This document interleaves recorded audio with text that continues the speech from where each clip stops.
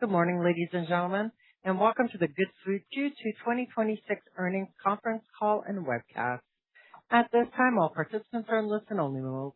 Following the presentation, we will conduct a question and answer session. Instructions will be provided at that time for you to queue up for questions. Please note that questions will be taken from financial analysts only.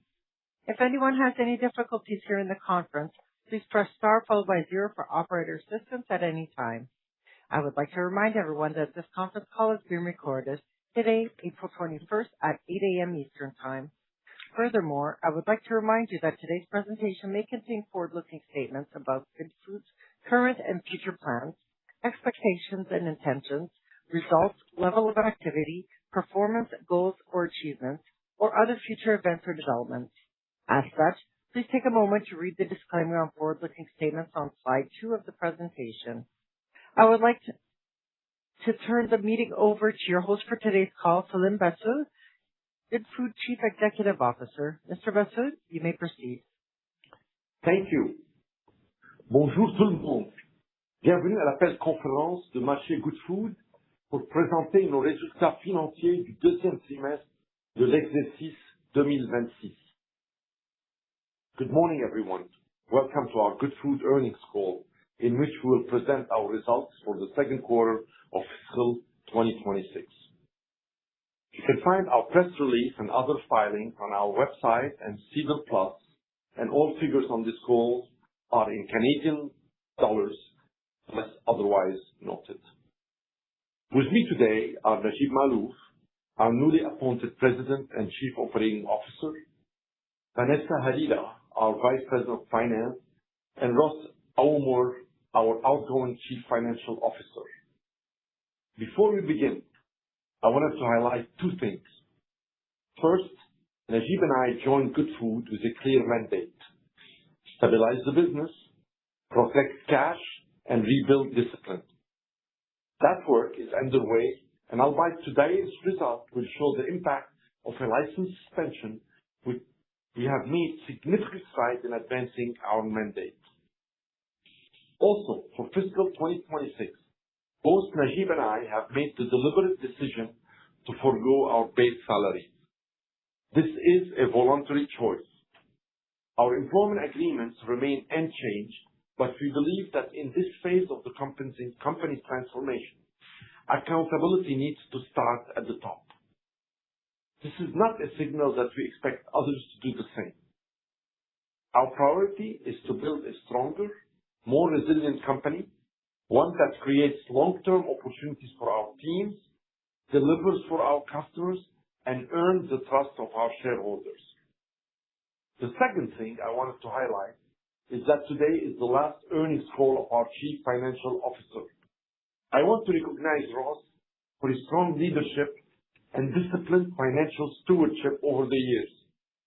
He has been instrumental in the transition, and we wish him continued success in his upcoming next chapter. I will now turn it over to Najib to begin our review of the quarter with slide 3. Thank you, Selim. First, I wish to say that it is a privilege to be serving alongside you one more time. Slide number 3 captures the reality of the quarter. We are executing a necessary reset while absorbing short-term disruption. During Q2, operational factors, including a temporary regulatory-related disruption, impacted order volumes and created cost inefficiencies, particularly in logistics. These pressures were real, but they were also temporary. More importantly, they accelerated our execution. We responded quickly with disciplined cost actions, namely reducing marketing intensity, optimizing headcount, and tightening our focus on profitable demand. As a result, we continue to see strength in average order value and customer quality. At the same time, the reset is well underway. We are simplifying the operating model, removing complexity, aligning the cost structure to current volumes, and focusing the business on core profitability. In parallel, we are sharpening the product offering, improvements in ingredient quality, meaningful increase in portion sizes, and faster recipe cook time to 20 minutes or less, are designed to delight customers and in turn have better retention and increase wallet share from our most engaged customers. So while Q2 reflects pressure, it also reflects progress. The actions we're taking are deliberate, structural, and focused on improving the earnings profile of the business. I now turn it to Vanessa to walk through the financials. Thank you, Najib. As shown on slide 4, net sales and active customers declined year-over-year, reaching $22.5 million and 59,000 respectively. These figures reflect 3 primary factors: the temporary license disruption during the quarter, lower order frequency, and our intentional pullback in marketing and incentives. The reduction in marketing and coupon intensity is a conscious trade-off. We are prioritizing revenue quality over volume, and that is reflected in the continued increase in net sales per active customers year-over-year, reaching $382. Higher basket sizes and lower discounting are driving the improved unit economics. This is an important point. While the top line is lower, the underlying revenue base is becoming more efficient and more profitable on a per customer basis. I will now turn to slide 5 to discuss margins and profitability. Profitability in the quarter was impacted by a combination of higher shipping and labor costs and lower fixed cost absorption due to the reduced volume as a result of a temporary license suspension. As such, gross profits was $7 million for a gross margin of 30.6%. These pressures resulted in margin compression and negative adjusted EBITDA for the quarter to the tune of negative $1 million. That said, we view a significant portion of these results as transitional in nature rather than a structural change. Indeed, when the license suspension occurred, we shipped Ontario orders from our Calgary facility, which is significantly more costly than shipping from our Montreal facility, which we have now resumed. Of course, the current operating environment with heightened fuel costs and food inflation remains a meaningful headwind. We also have already taken action to address these cost drivers, both through operational simplification, tighter cost control, and pricing, which we expect to support margin stabilization going forward. Moving now to slide 6. Cash flow in the quarter reflects the impact of profitability as well as working capital timing, with certain payments shifting into Q2. Importantly, capital expenditures remain tightly controlled, and we continue to operate with a disciplined approach to cash management. Our focus is clear: improving cash generation through better margins, controlled investment, and continued working capital discipline. I will now turn to slide 7. The key takeaway from this slide is that Q2 reflects a combination of lower scale and temporary cost pressures.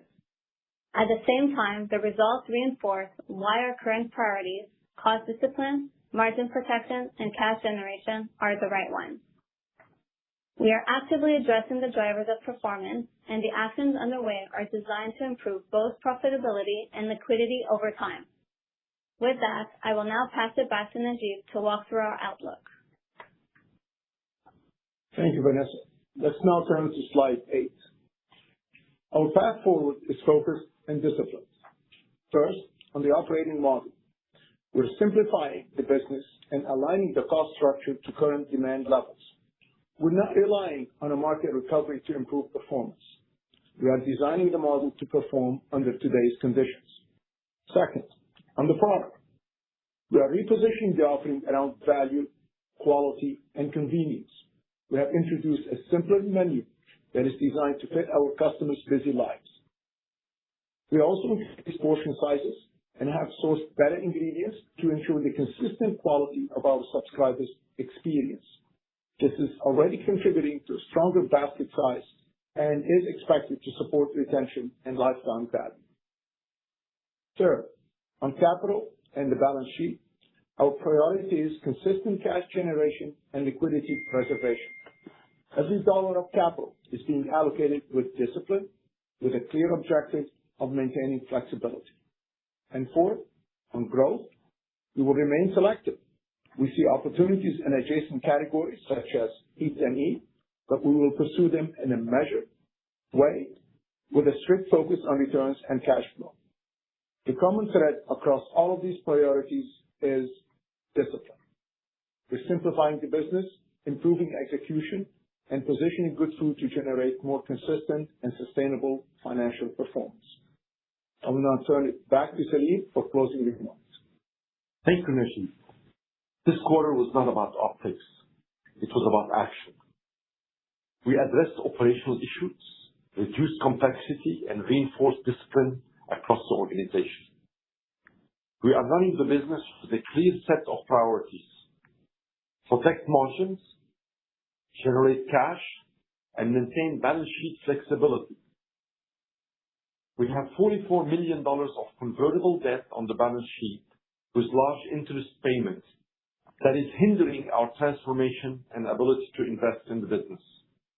We are focused on strengthening the business while evaluating a range of financial alternatives to address our debt situation and enhance long-term value.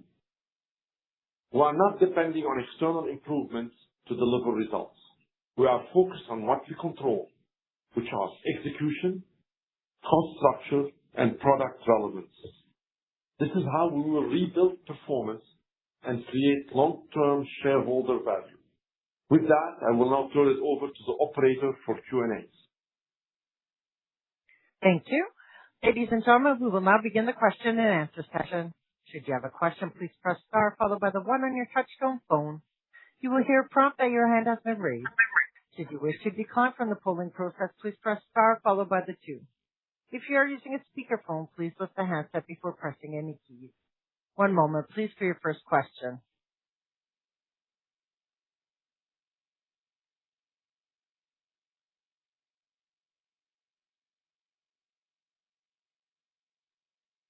There are no questions at this time. I will now turn the call over to management for closing remarks.